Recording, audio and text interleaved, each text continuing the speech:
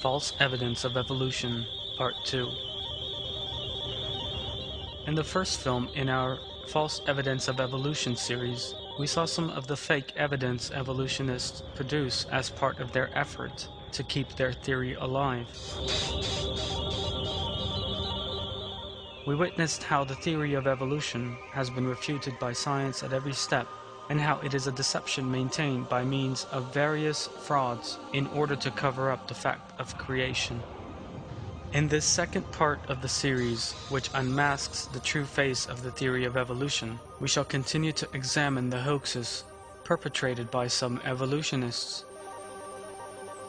We will learn with horror how laboratory experiments performed by evolutionists in order to bring an evolutionary explanation to bear on how life first emerged have ended in fiasco, how they have manufactured fake fossils by sticking together the fossil bones of living things that existed at very different times, how fishermen caught living specimens of the coelacanth, which evolutionists claim to be a so-called intermediate form, half fish and half reptile, in the transition from water to land, and the ridiculous position in which evolutionists found themselves when it transpired to be nothing more than an ordinary species of fish, how they misled the public by exhibiting an imaginary fossil they made from plastic bones, depicting it as an intermediate form in museums for some 100 years, how they added fraud to barbarity by kidnapping an African pygmy and locking him in a cage in American zoos, displaying him as supposed living evidence of evolution.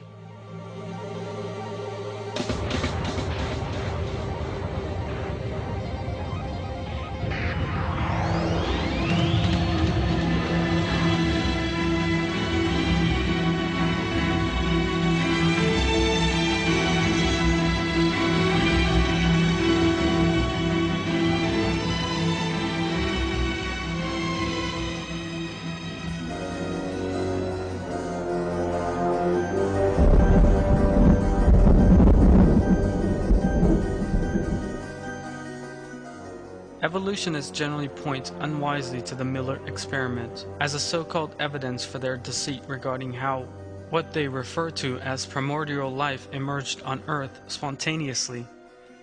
Fact is, however, that this experiment performed around half a century ago lost all credibility in the face of subsequent scientific discoveries. In 1953, the American chemist Stanley Miller performed an experiment in order to support the scenario of molecular evolution. Miller assumed that the primordial atmosphere consisted of methane, ammonia, and hydrogen gases. He combined these gases in an experimental apparatus and passed an electric current through the mixture. A week or so later, he saw that a few amino acids had formed in that part of the apparatus known as the cold trap. This caused enormous excitement among evolutionists.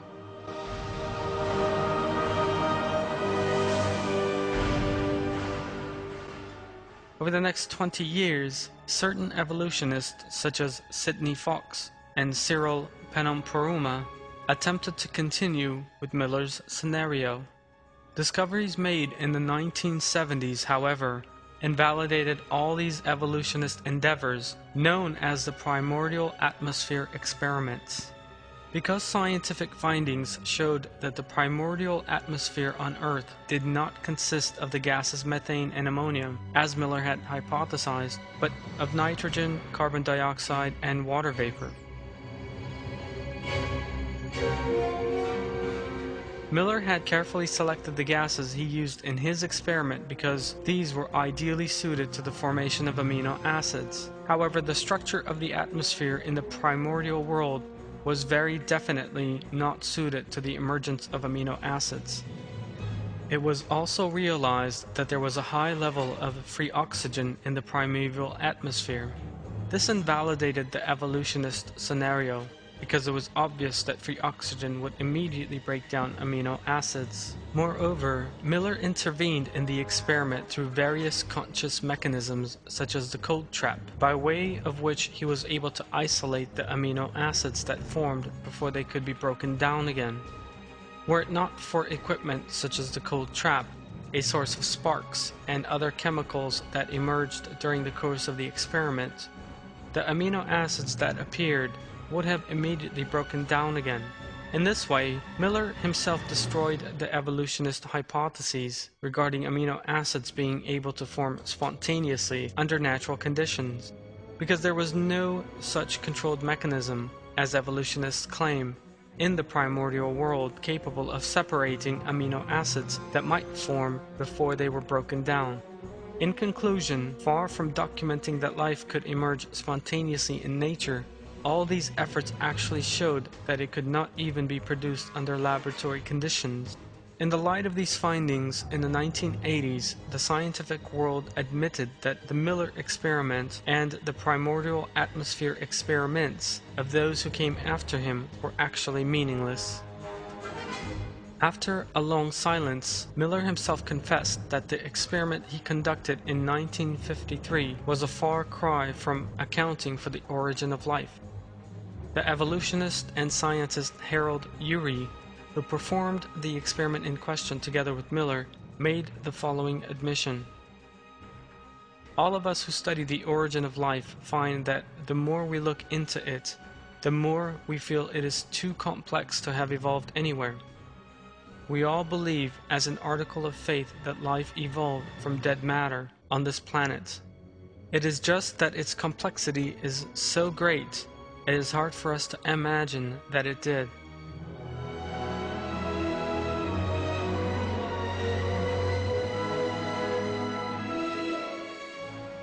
The 50 years or so that have passed in the meantime have served only to better display the hopeless position of the theory of evolution at the molecular level. Yet, it is a most interesting fact that the Miller experiment is still depicted as if it is a scientific evidence for evolution in a great many biology textbooks.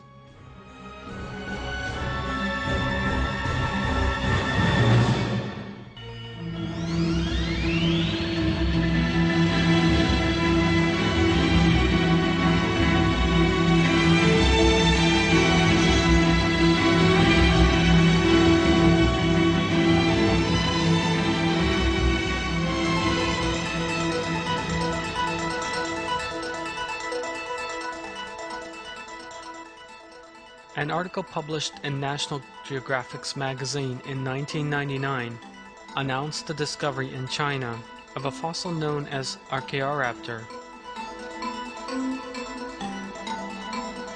The report contained evolutionist indoctrination along the lines of, in the same way that we can be certain that human beings are mammals, so we may be sure that birds are theropods. Theropods are a kind of dinosaur, and the fossil discovered was depicted as definitive proof of the idea that birds evolved from dinosaurs. This species, which was said to have lived around 125 million years ago, was given the name Archaeoraptor leongensis. Fictitious illustrations in the magazine depicted dinosaurs covered in feathers, leaping into the air and then beginning to fly by growing wings.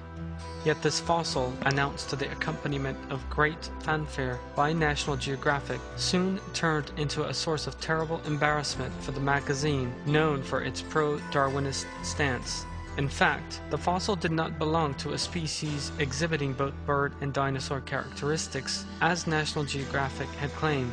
Although the fossil had a beak with teeth and a bird-like body, its tail resembled that of a dinosaur known as the dromaeosaur. The fossil was actually a hoax. It had been deliberately assembled from more than one fossil, in such a way as to give the impression of representing a supposed intermediate form, and used as evidence for evolution.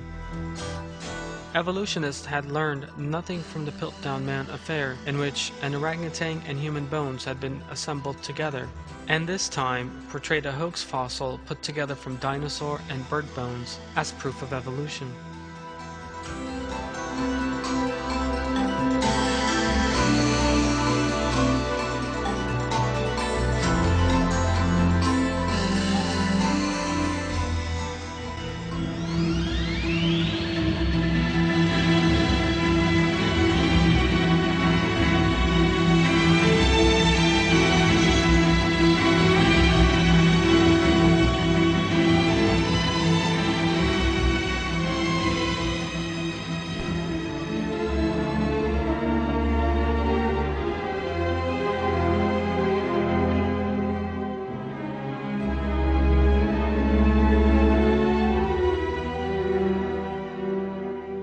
Fossil fish belonging to the coelacanth class were once depicted as powerful evidence in favor of the myth of the transition from water to dry land.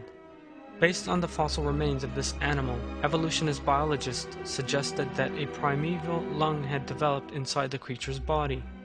This lie was described in a wide range of reference sources, and illustrations showing the coelacanth in the process of emerging from sea onto dry land were even published. And all this was based on the assumption that the creature was extinct.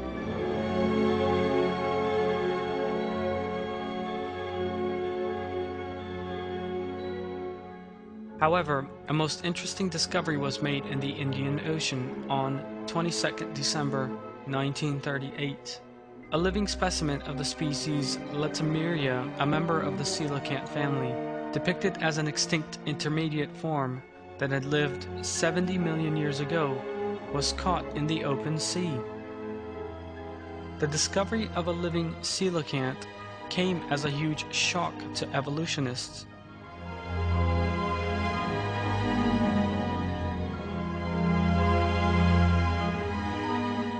The evolutionist paleontologist J.L.B. Smith announced that he could not have been more surprised if he had come across a dinosaur in the street. More than 200 coelacanths were to be caught in other regions in the years that followed. With the capture of these fish, it was realized that all the speculation regarding these animals was unrealistic. Contrary to what had been suggested, the coelacanth had neither a primeval lung nor a large brain. The structure that evolutionists imagined to be a primeval lung was nothing more than an oil sac in the fish's body. Moreover, the coelacanth, depicted as a reptile to be preparing to move out of water and onto land, was seen to be a bottom-dwelling fish living in the deepest parts of the ocean and almost never rising above 180 meters in depth. At this, the popularity of the coelacanth in evolutionist publications immediately disappeared. The evolutionist paleontologist Peter Foray made the statement in an article in Nature magazine. The discovery of the Latimeria coelacanth raises hopes of gathering direct information on the transition of fish to amphibians, for there was then a long-held belief that coelacanths were close to the ancestry of the tetrapods.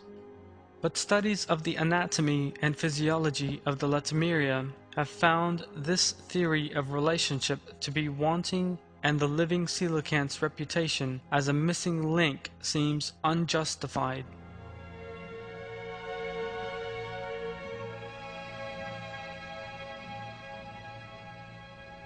Thus, the most frequently used supposed intermediate form between fish and amphibians in the propaganda of evolution was utterly discredited.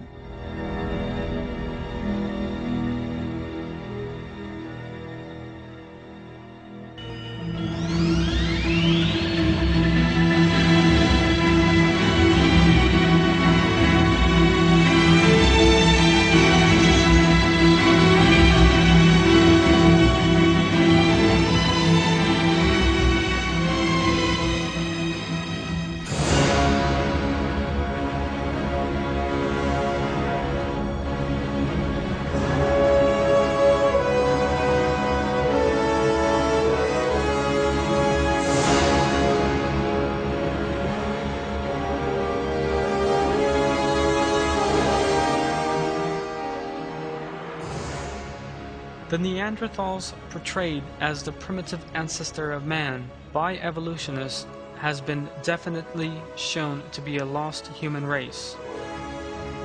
The Neanderthals were human beings who appeared suddenly in Europe around 100,000 years ago and vanished just as suddenly and silently 35,000 years ago, or else became assimilated with other races.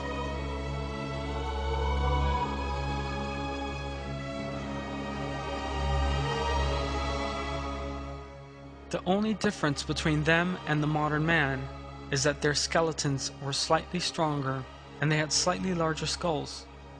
Neanderthals were a human race, and this is now agreed by just about everyone.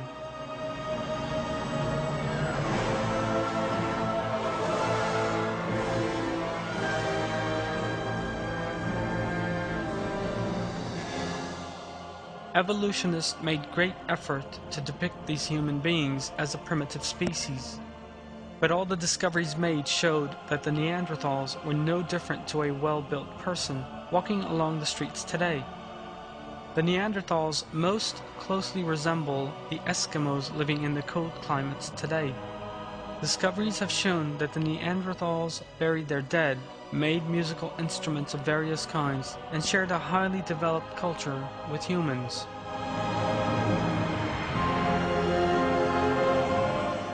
The New Mexico University paleoanthropologist Eric Trinkos, regarded as an authority on the subject, writes, "Detailed comparisons of Neanderthal skeletal remains with those of modern humans have shown that there is nothing in Neanderthal anatomy that conclusively indicates locomotor, manipulative, intellectual, or linguistic abilities inferior to those of modern humans."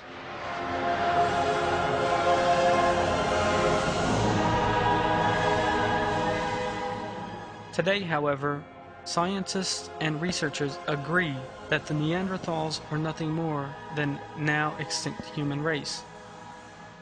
Thus, it was that another false proof that evolutionists for years attempted to depict as a link in the supposed evolution of man vanished from the scene.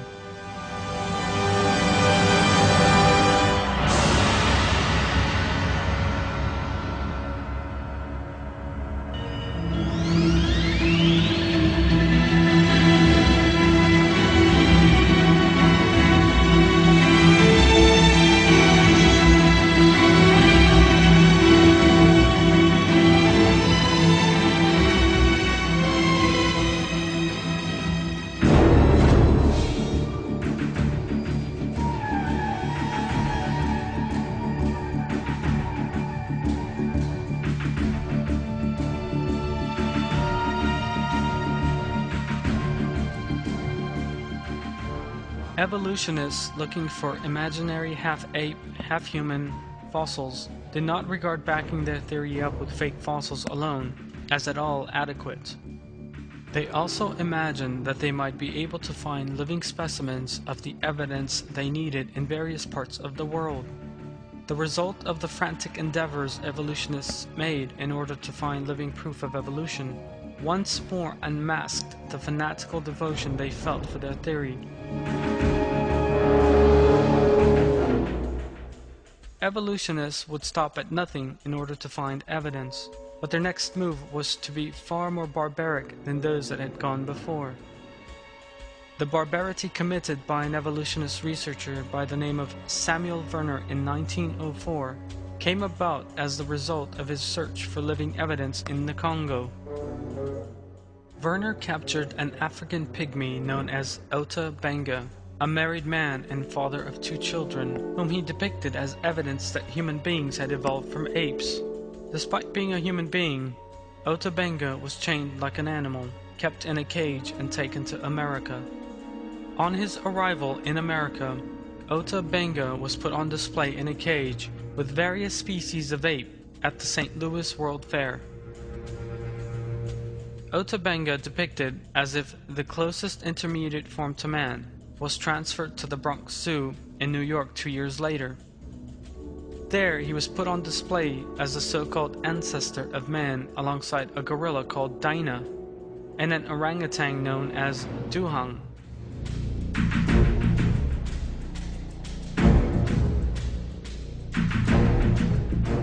Evolutionist publications immediately began carrying articles about Ota Benga. Thousands of people flooded to the zoo to catch sight of Ota Benga, who was treated savagely just like an ordinary animal.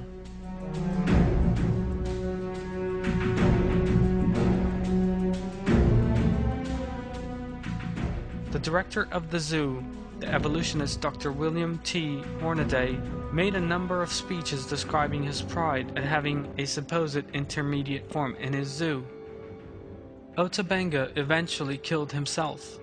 This event is significant in revealing the irrational and unconscionable practices that Darwinists might resort to in order to pursue the lie of evolution.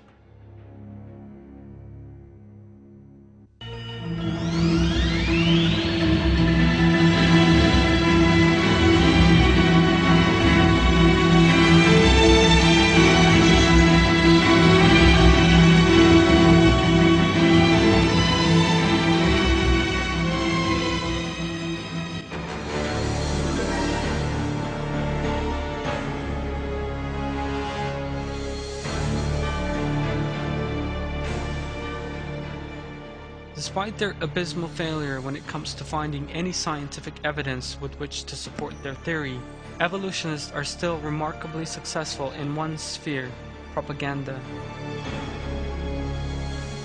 The most important component of that propaganda is the fake illustrations known as reconstructions. The word reconstruction is based on the concept of rebuilding, and is the production of a picture or model of a living thing on the basis of nothing more than a fragment of bone and a large amount of imagination.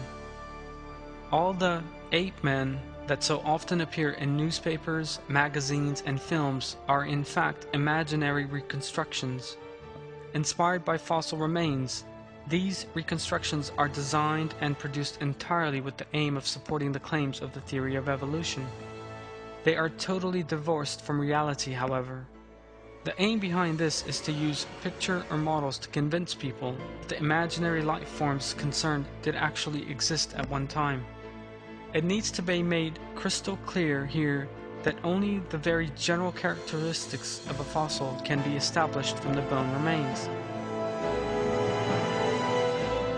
It is impossible, on the basis of these bone remains, to draw any conclusions regarding the physical appearance, skin, muscle tissue, facial lines, nose, ears, eyes, hair, and similar features of a living thing.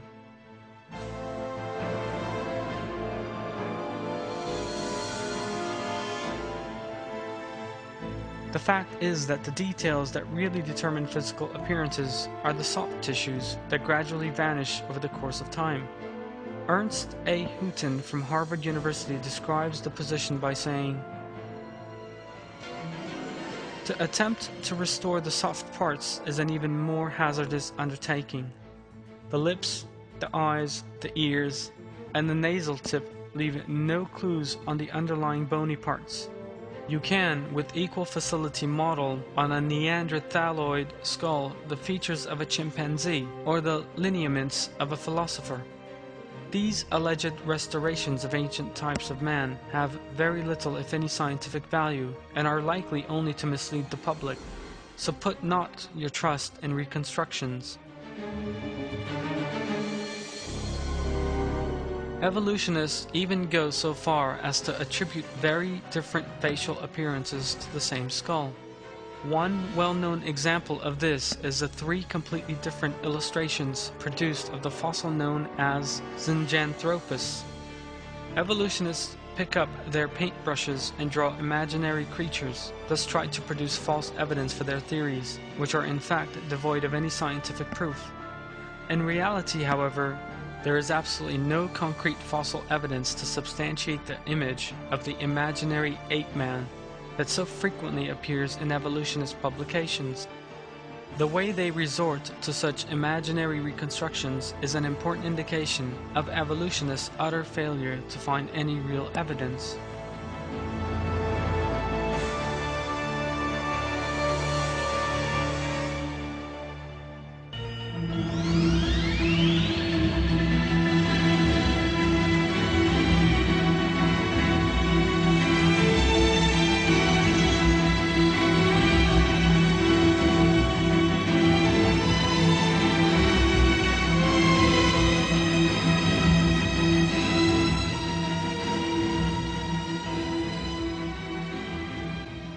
One of the most important difficulties facing evolutionists as they seek to keep Darwin's theory alive and well is the absence of any fossil that can possibly be portrayed as an intermediate form.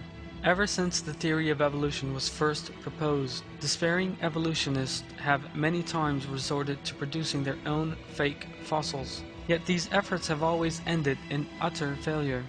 One such instance was a fossil exhibited for 116 years as a supposed intermediate form in the Museum of Wales. In 1884, an evolutionist collector by the name of Samuel Allen donated an intermediate form supposedly proving evolution to the Museum of Wales. Museum officials imagined that this fossil, given the name Ichthyosaurus, was a perfect example of marine reptiles. In 2000, the fossil had to be removed for general maintenance, during which time it emerged that the fossil was a fake. Yet hundreds of thousands of people who had visited the museum in the meantime had been convinced that the fossil represented evidence in favor of the theory of evolution. A report published in BBC News Online on December 8, 2000, announced this fossil, which had been displayed as supposed proof of the evolution for 116 years, was actually a hoax. The dolphin-like creature in question had actually been produced by putting two different marine creatures together. Experts revealed that the skull and bodies had actually been buried in two different types of rock. The skull belonged to a species known as Ichthyosaurus communis, and the body to another sea creature by the name of Leptonectus phenorostris. Other bones had been made from plaster and stuck inside the rock in order to give the impression that they were genuine, and one of the fins were also a fake. Yet for some reason, just like this one, every fake fossil alleged to constitute evidence for evolution has been displayed for years in museums. Another feature these fossils have in common is that nobody has confirmed whether or not they are genuine. Museum conservator Dr. Caroline Butler reports that despite her many years in the profession, she has never come across such a thing happening, and that it was a complete forgery. When the plaster started crumbling and we stripped off 5 layers of paint, we found it was an elaborate forgery. It was an amalgam of 2 different types of Ichthyosaurus, plus a clever attempt at fake parts. Over the course of more than a century, hundreds of thousands of people were deceived by a hoax fossil manufactured by evolutionists. Yet this was neither the first nor the last of such evolutionist frauds.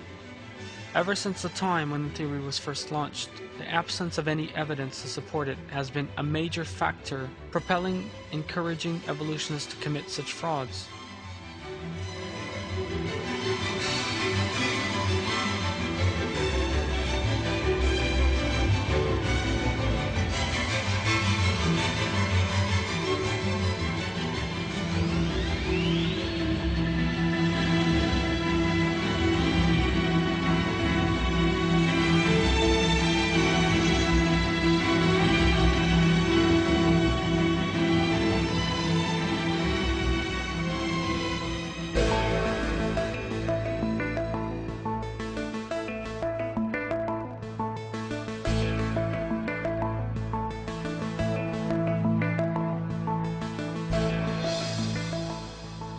In this series concerning the false proofs of evolution, we have seen how Darwinists have had no qualms about resorting to all forms of deception and fraud, in an attempt to prove in their own eyes their lies true.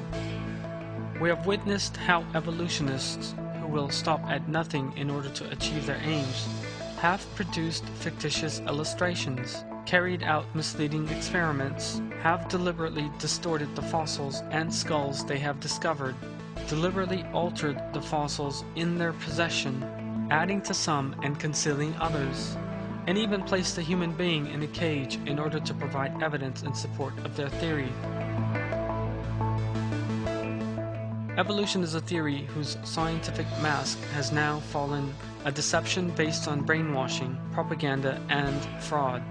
There is only one aim behind the efforts to prop up a theory so far from being scientific, that puts forth the lie that all things, living or otherwise, human beings, animals, plants, the earth, the sun, the galaxies, in short, the entire universe emerged as the result of chance.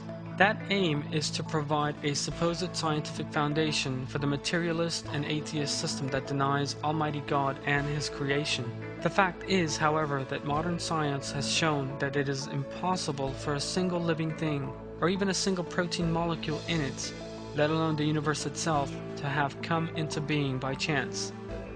Everything large or small around us, visible to us or not, every animate and inanimate thing, emerged to the creation of Almighty and Omniscient Allah, Lord of all things. This reality, which only believers possessed of reason and conscience can truly understand, is revealed as follows in the verses of Allah. I seek refuge in Allah from the accursed Satan. Allah is He who splits the seed and kernel. He brings forth the living from the dead, and produces the dead out of the living. That is Allah. So how are you perverted? It is He who splits the sky at dawn, and appoints the night as a time of stillness, and the sun and moon as a means of reckoning. That is what the Almighty, the All-Knowing, has ordained. It is He who has appointed the stars for you, so you might be guided by them in the darkness of the land and sea. We have made the signs clear for people who have knowledge. It is He who first produced you from a single self, then from a resting place and a repository. We have made the signs clear for a people who understand. It is He who sends down water from the sky, from which we bring forth growth of every kind. And from that we bring forth the green shoots, and from them we bring forth close-packed seeds. And from the spades of the date palms, date clusters hanging down, and the gardens of grapes and olives and pomegranates, both similar and dissimilar. Look at their fruits as they bear fruit and ripen. There are signs in that for people who believe.